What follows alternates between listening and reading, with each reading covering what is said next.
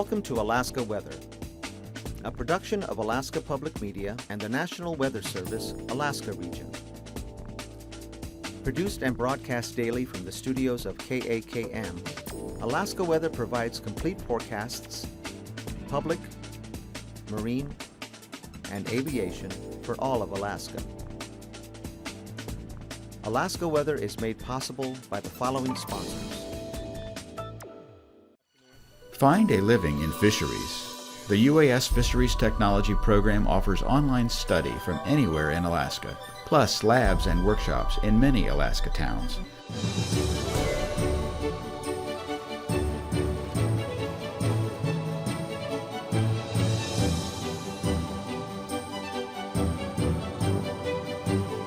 Is most likely a chum. Find your living without leaving where you are. Fisheries Technology from UAS.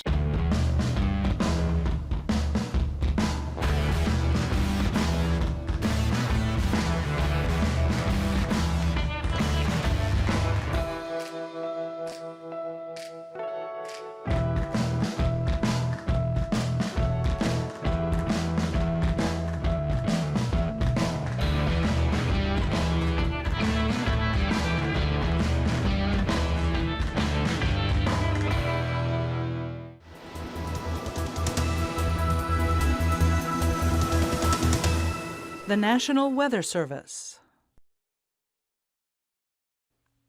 Hello again, everyone, and thanks so much for joining us for Saturday's edition of Alaska Weather. I'm meteorologist Dave Percy.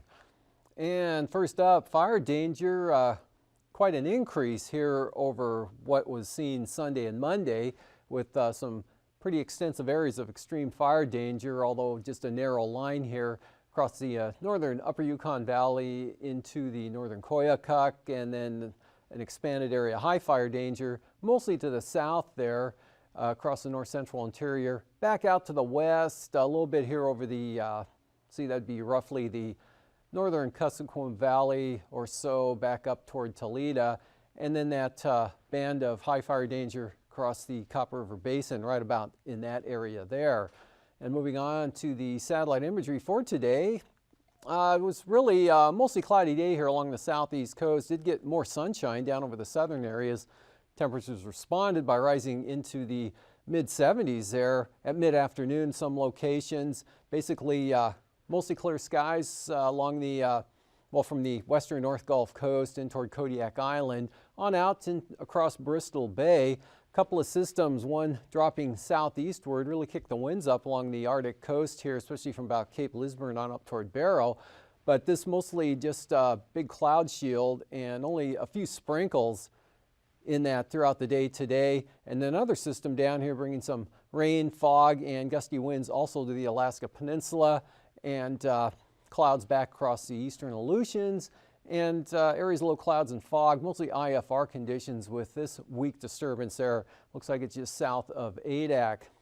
And rolling that through again, you can see, looks like it's dropping southwestward, so that circulated a little bit more moisture and kept the skies cloudy there over the central Aleutian areas. And this system brought some areas of light rain again to the Alaska Peninsula, but pretty good conditions. Areas of clearing here over the northeast interior. This area cloudiness, cloudy skies with thunderstorms this afternoon. And let's see, rolling that one more time. But we had thunderstorms develop over the eastern interior during the afternoon, expanded southward into the Copper River Basin, right through there, and extended northward to about the White Mountains, but there were some isolated strikes back to the northwest. And again, this front back through here, a lot more of a wind than rain producer, just maybe a few hundredths in the last 12 hours. During the 12-hour period ending at 4 p.m. this afternoon, and fog, drizzle from the western, or actually the Bering Strait back across St. Lawrence Island. High pressure here dominating much of the Bering Sea, and that keeping it mostly sunny here over the southwest interior, and kind of a westerly flow there for Kodiak Island, but dry, and mostly cloudy skies over portions of the southeast coast. And then the, as I mentioned, the thunderstorm activity, but clearing up here over the upper Yukon Valley allowed temperatures to rise to near or into the lower 80s in some locations. For tonight, that front kind of sags southward a little bit there, and this area back through here from just say west of the Koyukuk Valley, back across the Selawik Valley into the Chukchi Sea. That becomes a little more numerous in the way of showers and even some periods of rain out into the basin there.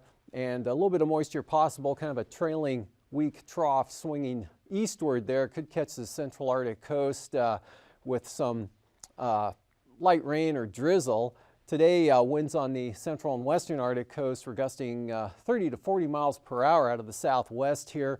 Again, from Point Hope, Cape Lisburne, all the way up to Atasuk and Barrow. And we're lighter on the east side. And of course, those winds look like they'll diminish considerably here later tonight on that area. And also the winds that gust up to 35 miles an hour today across the Alaska Peninsula. That will diminish as well. The low weakens here just north of Nikolsky, and just a band of light precipitation or fog left behind. Approaching Sitkinak, which should stay mostly dry for Kodiak Island. Mostly clear skies here, Gulf of Alaska, Kenai Peninsula, back into much of the southwest interior, and evening thunderstorms again over the Copper River Basin, up into the eastern interior, fading off to just some scattered showers by 4 a.m. tomorrow morning. Looks like it'll be mostly cloudy here for the southeast coast, maybe some low clouds, fog, or drizzle along the central coast. Otherwise not looking too bad down in that area. And the outlook for Sunday is more sunshine. There, most of the thunderstorm activity will stay near or east of the border in Canada, and that mostly sunny condition hopefully extending into Yakutat. Mostly sunny and warmer temperatures, 70s to possibly lower 80s, especially for the Susitna Valley, and possibly even down into the Seward area along the North Gulf Coast. Northwest winds, sunny skies, mild temperatures there for Kodiak Island, sunshine over the southwest interior. This front sags a little bit southward there, but the moisture mostly streaming eastward. So look for a lot of clouds and showers here, some of those moderate over the northern or about the White Mountains up into the southern Yukon Valley areas there, and extending back out to the west. Kobuk Valley, Kotzebue Sound, and even the Seward Peninsula look for a lot of clouds and some rain tomorrow and tomorrow afternoon. Some showers developing along the north slope, otherwise partly sunny or mostly cloudy, and basically drying out along the Arctic coast up in that area. Still higher pressure here over the southeast Bering Sea, light winds, warm air aloft, so considerable low clouds and fog along the coastline all the way out to the Pribilofs. But again, not too bad. Most of that lower stuff will stay along the coast and out in the Gulf of Alaska, allowing the inland areas to be partly to mostly sunny. Most of the moisture with this low will stay west of the Pribilofs, definitely north of the Aleutians, with light winds out in that area. And then for Monday, a weak low that was just off the map on tomorrow's forecast shifts northward. That'll probably bring some IFR and light moisture and fog into the eastern Aleutians. Otherwise, look for a partial clearing kind of day here for the Alaska Peninsula. Maybe the Bering Sea side staying a little more socked in with the low clouds and fog than it will be on the south side. Sunny and windy, Kodiak Island up into the Barrens, Kamishak Bay, and another sunny day here for the southwest interior. Actually all the way up to the Alaska Range, sunny, temperatures into the lower 80s. For the Susitna Valley, same thing for the North Gulf Coast where they get the northerly winds. And also the Copper River Basin now looking mostly sunny up toward the Alaska Range and northward. In other words, through the upper Tanana Valley out to about Tanana.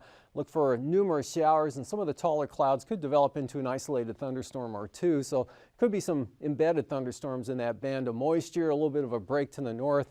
Another trough kicks the showers off again over the central and eastern Brooks Range, mostly cloudy from the north slope. Light winds here along the western Arctic coast with those westerlies for the Marines up to 25 knots there for the eastern Arctic coast. Most of this moisture kind of dropping in, could bring some rain into the, well, from about New Exeter, Dead Horse on east to Demarcation Point. That'd be late in the day. Otherwise, again, just not much in the way of any weather going on out here over the Bering Sea. So light winds, high pressure, a lot of low clouds and fog, again, right up to the coastline. IFR extending up across St. Lawrence Island and even into Norton Sound, both tomorrow and on Monday. For our temperatures this afternoon across the southeast coast shaped up like this. 57 at Elfin Cove, otherwise in the 60s here for the remainder of the area, up to the lower to mid 70s down to the south Annette had 74, Stewart at 77, 62, Yakutat, the state capital, up to 67 degrees, 60s and 70s here over Copper River Basin, south central Alaska. Seward was up to 77. Up to the north, Tanana Valley, 60s and 70s, 69 at Tok, and the 70s there for the Fairbanks and Tanana area. Mid-60s, the Koyukuk Valley, 70 degrees at Arctic Village, 60 at Umiat, 50s along the Arctic coast, 50s down the west coast across the Seward Peninsula, and southwest coast warmer in the 60s, 71 at McGrath, 58 at Cape Newenham, 50s over the Alaska Peninsula, and lower to mid-50s out to the west. For the lows tonight, mostly in the 50s here through a good portion of the interior. Brooks Range northward, 30s or upper 30s to mid-40s. Upper 40s for the Aleutians, 50s for the Panhandle. And tomorrow's highs warming up quite nicely up to 70s, upper 70s, lower 80s, Copper River Basin, south central Alaska. Good 70s back to the southwest, Alaska Peninsula, lower to mid-60s, some areas warmer like Chignik. 50s for the Aleutians, Pribilofs, and much of the Bering Sea. And a lot of 70s showing up here for the southeast coast with more sunshine. Flying weather tomorrow morning, lots of IFR here from the northwest coast through the strait, right on down into the Bering Sea, cutting off right around Nunivak Island and marginal VFR Kodiak Island back into the eastern Aleutians. This stuff staying along the coast and offshore even into the afternoon hours. Marginal VFR with that band of moisture across the north central interior. VFR North Slope, and a lot of IFR out over the Bering Sea, but mostly north of the Aleutians, where you can see some VFRs in the forecast, especially for the Alaska Peninsula. Anaktuvik looks marginal tomorrow, as does Adigan. Lake Clark and Merrill look for good VFR, wide open for rainy, windy. Isabel, Mentasta, all will be VFR. Tanita, Sealing's visibility is unlimited, as well as Portage. And Chilkoot and White, VFR. Freezing levels, cooler air here, again, north of that front, which is somewhere through here, a trough with 10,000 feet central interior, dropping back to 6 to the north, 12,000 feet there, Bristol Bay, as well as the Panhandle. A big area of warm air here over the northwest Bering. And icing, again, with that moisture, light to isolated moderate rime or mixed icing here from the upper Yukon valleys, back to the west Seward Peninsula, and Kivalina, possibly Kotzebue, but icing free to the south and up to the north. For the jet stream, we've got two branches here, good westerlies across the northern interior due to this low up over the Arctic, 80 to 100 knots there, low pressure over the Aleutians there, some northeasterlies at about 100 knots on the west side of that, southwest 90 knots into the eastern Aleutians, and it dives off to the southwest. 9,000 foot wind flow showing west-southwesterlies, 25 to 35 knots through the central interior, and then again over the north slope in the Arctic coast. Lighter winds here over the southern Bering Sea. Very light westerlies turn northwest, 20 to 30 along and off the coast of the Panhandle. 3,000 feet, about the same flow pattern here, 15 to 30 knots over the interior, up to 40 knots there near St. Lawrence Island. Lighter over the Bering Sea and the Aleutians. Northwest 15 or 10 to 15 for the Panhandle. Turbulence-wise, occasional moderate mechanical chop here, or light to isolated moderate mechanical turbulence, Kodiak Island, along and on the lee side or the southeast side of the Aleutian Range and Peninsula, including Kamishak Bay and the southern Kenai Peninsula. Broader area up here over the north central interior, northward to the eastern Arctic coast. And after the break, I'll be back with a look at the marine forecast.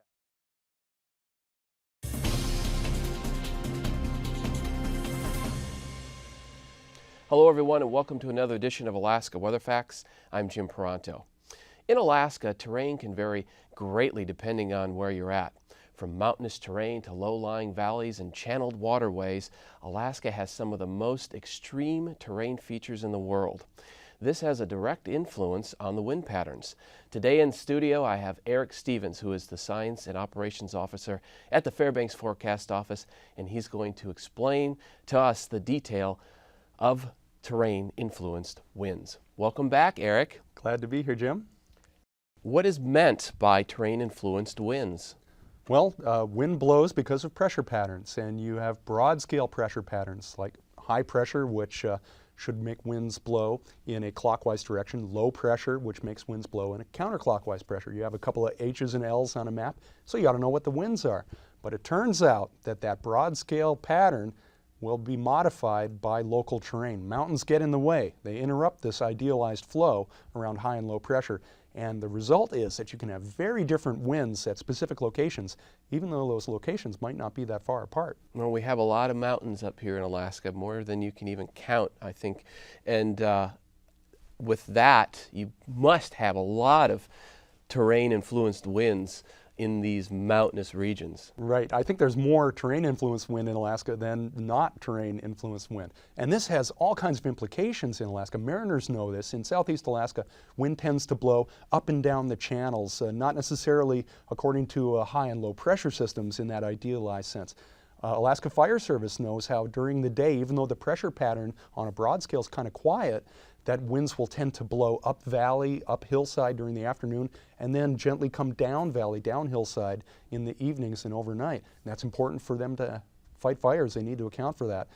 And people who live in Delta Junction and the Fort Greely area know all about terrain-influenced winds. That's some of the most prominent terrain-influenced winds in the interior. And they have a jet called? The Tanana Valley Jet. All right.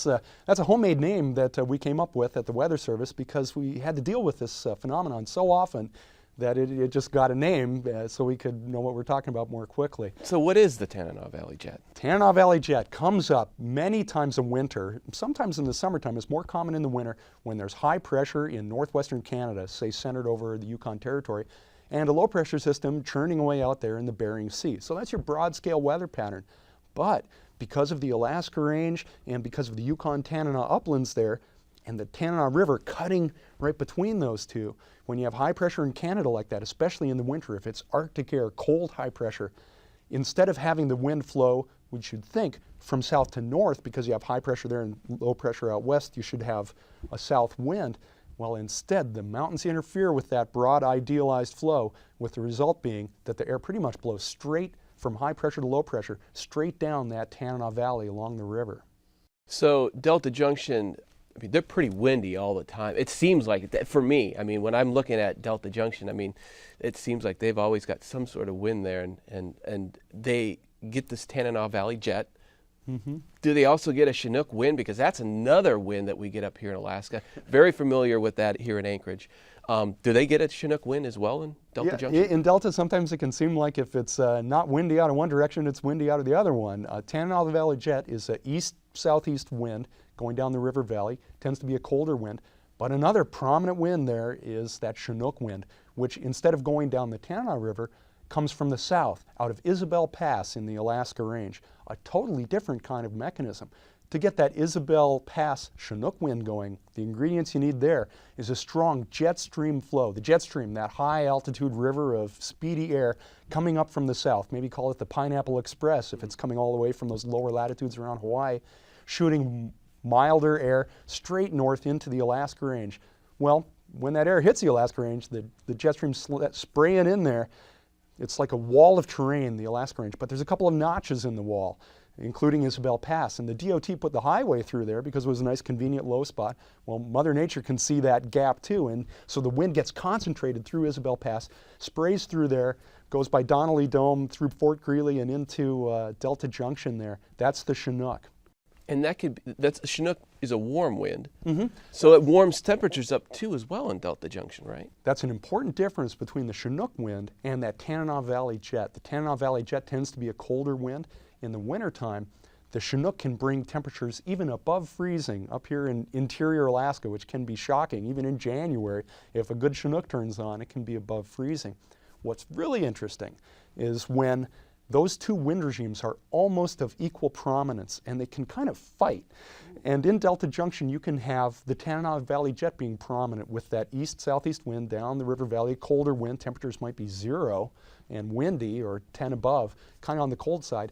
And then the wind can snap around to be out of the south and the Chinook turns on and temperatures get up to freezing or even above freezing.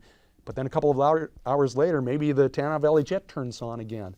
They're there are very subtle differences in which of those wind patterns will be active, and that's a real forecast issue. Yeah, that must be hard to forecast for that. How do you write a forecast to sort of, follow those sort of wind patterns and temperature differences throughout the day? That's a tough deal for a forecasters. meteorologist hopes to find one of the patterns being the predominant one, and you think, well, that one should win out. But it's those cases where each one is equally strong, like having two equally matched prize fighters in the ring, and you can't really tell which one's going to come up with. It's such a close fight.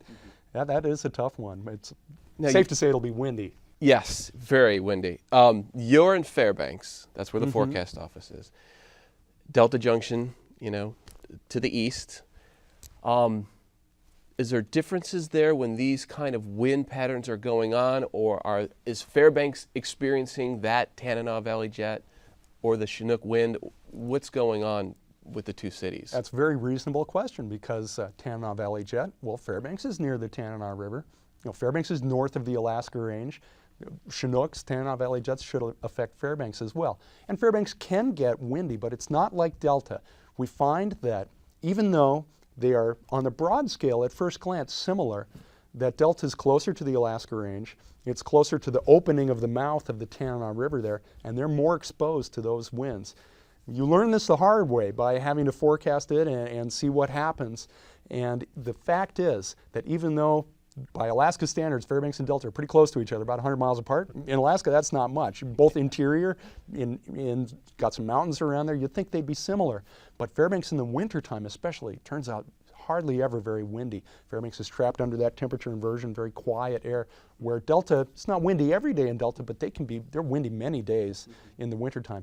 The overall lesson here is, even though we have broad weather systems that affect entire parts of the state, because of the terrain modifying that broad circulation, you get very particular results at just one location as opposed to another one, even though they're pretty close to each other. That's terrain-influenced winds. And that's what we call a microclimate, too. A microclimate is the result of local terrain modifying the impact of broad-scale weather systems. Alaska has a lot of terrain, and Alaska has a lot of microclimates. Well, thank you for coming in today and talking to us about terrain-influenced winds. It's been a great experience, Eric. Hey, it's been my pleasure, and thank you for the time. You're welcome. And thank you for joining us here on Alaska Weather Facts. Until next time. Welcome back. Well, sea surface temperatures here, Gulf of Alaska, 15 to 19, maybe 20 degrees Celsius on into Prince William Sound. About the same we've seen for a while here along the southwest coast, eastern Norton Sound. Areas looks like now approaching 8, 9, or even 10 degrees Celsius up here off the western Arctic coast. Sea ice, still some heavier ice here along and near Barrow, but north of Wainwright, and open out here to the west. For the marine forecasts, northwesterlies 15 to 20 knots tomorrow.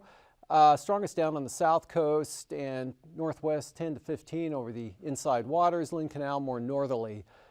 Monday's forecast, still light northerly winds turning northwest across Clarence Strait with seas 2 to 3 feet or less.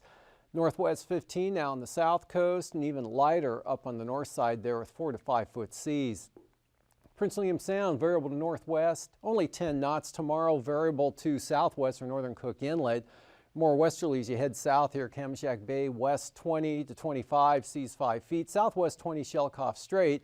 Small craft advisories here from Sitkinak right up across the Barren Islands for westerlies at 25 knots.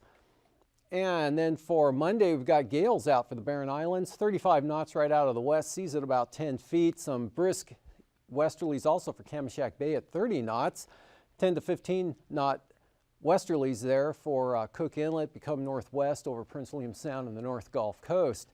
And for Bristol Bay, southwest 15, small craft advisories, west-southwesterly, Sitkinak all the way to Cape Sarachev, and seas running 9 to 10 feet. And then for Monday, south 15 there for the north side of the Alaska Peninsula, southwest 20 knots. For the Bering Sea side, still looking at small craft advisories from Sitkinak to Castle Cape, west 20 for Bristol Bay. Out in the Aleutians, we've got south to southeast, very light here across the eastern Aleutians, all the way across Adak and Atka, just 10 to 15 knots, easterlies 15 out to the west. And that Wind picks up a little bit here. We've got easterlies at 20 knots over the western Aleutians, 15 to 20 for the central areas, and south to east pretty much sums it up for the Fox Islands at 20 knots with 9-foot seas. And for the St. Lawrence Island area tomorrow, small craft advisory southwest, pretty good there at 30 knots. Westerlies 10 to 15 for the southwest coast, southwest 15 the Pribilofs, 20 knots there for St. Matthew Island. And for Monday, small crafts continue, more westerly here for the St. Lawrence Island area, southwest 25, 7-foot seas, St. Matthew Island. Pretty light down toward the Pribilofs, westerlies 10 to 20, or 15 to 20 for the southwest coast, but seas only 3 to 4 feet. And we've got brisk wind and small craft advisories going here on the eastern Arctic coast, west 25 knots, lighter for the central coast, west on down to about Point Lane, then we become northwest here, Cape Beaufort to Cape Thompson, and then swing around back to the southwest.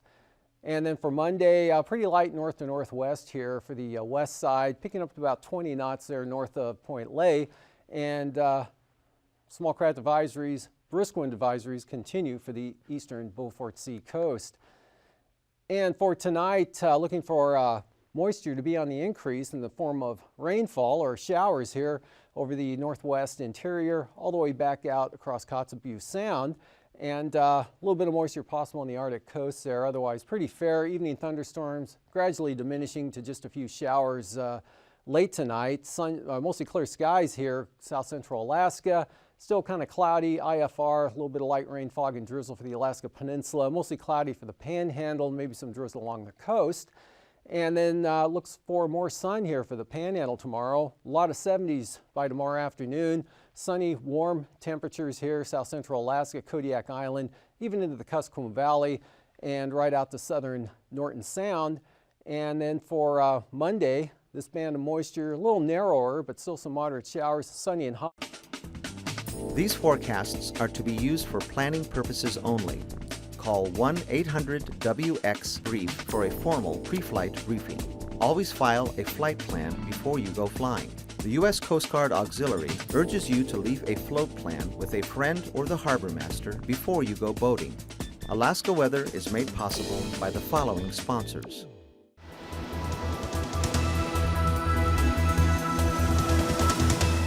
The National Weather Service.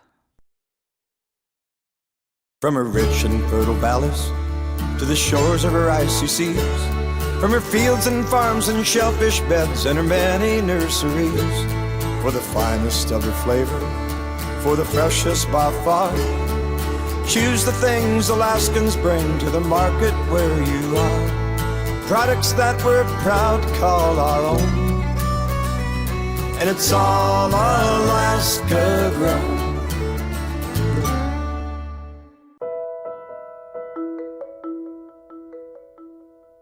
Alyeska Pipeline Service Company, sustaining Alaska's pipeline and its operations today and into the future.